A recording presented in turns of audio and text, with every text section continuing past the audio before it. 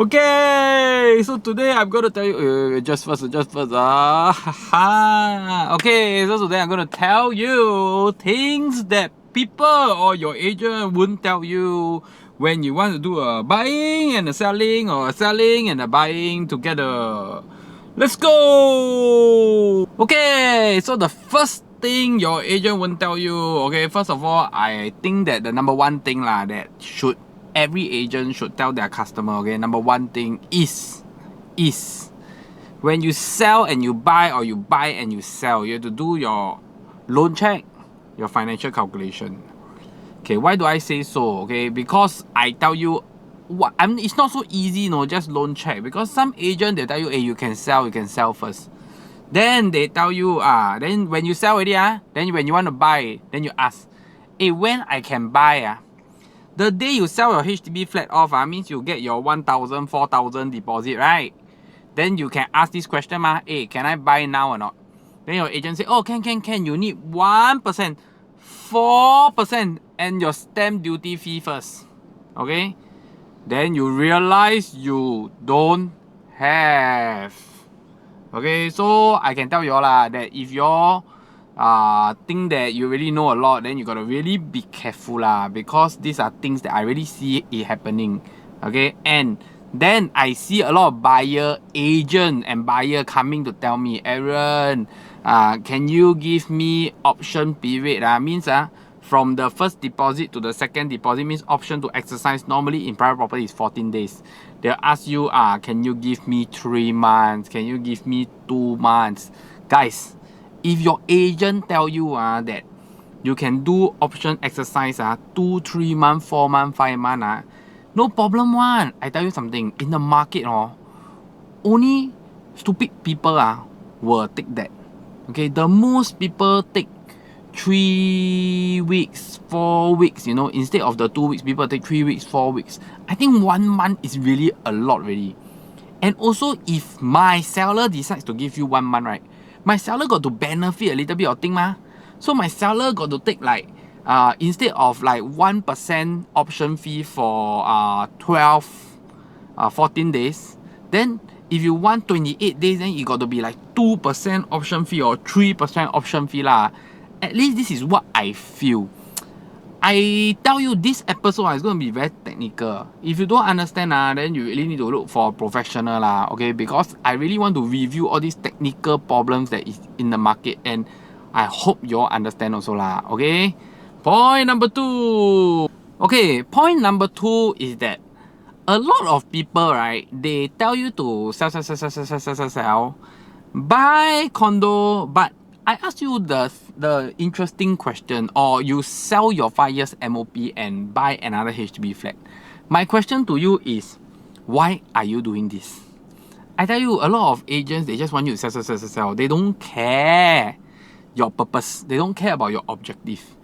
Because I see a lot of people, they sell their 5 years BTO flat, move to a 20, 30 years HDB flat that is nearby, and then have to pay COV, then have to pay stamp duty, then renovate and everything. Then it's like, what's the purpose?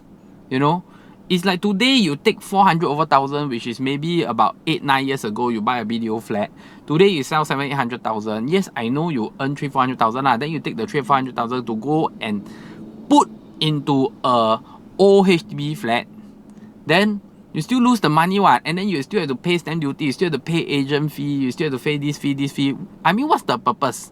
If you say you are doing it because you hate your house, or because you're in need of money, or because you want to move to a location near your kid's school, all these are valid reasons.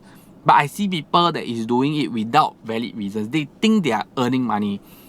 The worst one I saw is people always tell you to upgrade to a condo, correct or not? But you sell your BTO flat away, the 5 years MOP you sell away, you earn money, you go and buy a condo, but the condo you buy doesn't earn money, guys. The condo you buy, I look at the condo, is like, this condo is confirm die one. So why are you doing it? Okay? So you all have to be able to do your, like, make sure that your objective is correct. Don't you sell already? I tell you, the a lot of situation that I see is the seller sell already, then find another agent to sell. Then come and look for me to buy and tell me, hey, Aaron, I want to buy this condo. Can you help me? Then I say, you want to buy for what? He say, want to earn money. Then I say, this condo don't earn money. Then he got a shock of his life. Okay, so this is things that I feel that you must at least do before you sell, not after you sell. Okay? Third point I want to talk about is bridging loan. I don't know if this word is like being used too casually or people just take it as a bridging loan means I bridge or can take the house first lah, means I can buy first, sell later lor. That's called bridging loan ma. Guys, the truth is it's not true. Bridging loan doesn't work like that. If today you buy a house, you take a bridging loan but you haven't sell, your bridging loan cannot disperse. So you cannot take bridging loan. So don't use the word bridging loan and your agent also tell you bridging loan, then you think everything also can use bridging loan. No, not true. Bridging loan, you need to do your sell and buy together. And your sell, if it's a HDB, right, it requires the HDB approval letter before it's able to disperse the loan to your private that you want to bridge. So there's a lot of technical arrangement to be done. It's not saying you can buy first and sell later as long as you have a bridging loan. Understand? So I don't want to go too deep into this topic, but I just want to let you know bridging loan don't just because people use the word bridging loan, then you just fall into the trap that, hey, I can buy first. Number 4, I know a lot of people, they cannot afford to buy first because their money is stuck in their current house. So they need to sell and then go and buy. Okay? So if you fall into the category that you need to sell and you need to buy later, number one, please don't casually, just because your agent say, hey, can do extension, HDB extension, private extension, and then you just think that extension is the way out. Guys, I can tell you that in my years in the real estate industry, I always tell people extension is the last thing to go into. Why? Very simple. HDB extension, okay? Even after 3 months, let's say you let the person stay for 3 months, 2 months. If the person don't want to move, right, what can you do? Call police. You think police can do something about it?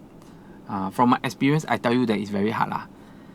Then the next one, extension, the person move out already, don't want to throw this, don't want to throw that, this thing spoil, that thing spoil, take away the aircon, take away the ceiling fan. Can you do anything about it? You cannot. Okay? Because after the case has been completed, the extension, right, is between you and the seller, the buyer and the seller. It has nothing to do with HDB, guys. So don't just take extension so casually. Even private, it's the same thing. If you meet a punk or a gangster, you say, hey, I need extension, then the person say, oh, okay, I give you extension. Then the same thing will happen. If you don't want to move out, how? You know, he say, I want to renew the lease, I want you to rent me longer. Or in the end you come back, right? Oh, he removed the light, he removed the aircon, he removed the stove or whatever. What can you do? You cannot do anything, guys. Okay?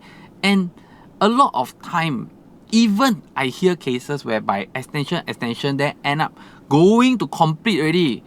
The buyer say, I don't want to extend. I tell you something, in the eyes of the law, actually, from all the experience that I hear, it's not worth it, because the seller cannot do much if the buyer say you don't want to extend. The worst case scenario is you sell, right? Then the person say, hey, I don't want to extend to you, you need to give me the house now. But your buying is not ready because you sell and buy, Most of the cases are like that, So it become like a domino effect because you have problem in your selling. You don't want the problem to domino to your buying. You will just have to suck it up and say, okay, you don't want to let me extension, then forget about it, because I need the money, to go and pay for the buying, So you just suck it up and accept it, Then you put yourself in the most lousy position, So this is why I tell you there's so many reasons that, to me, I think extension doesn't make sense, guys.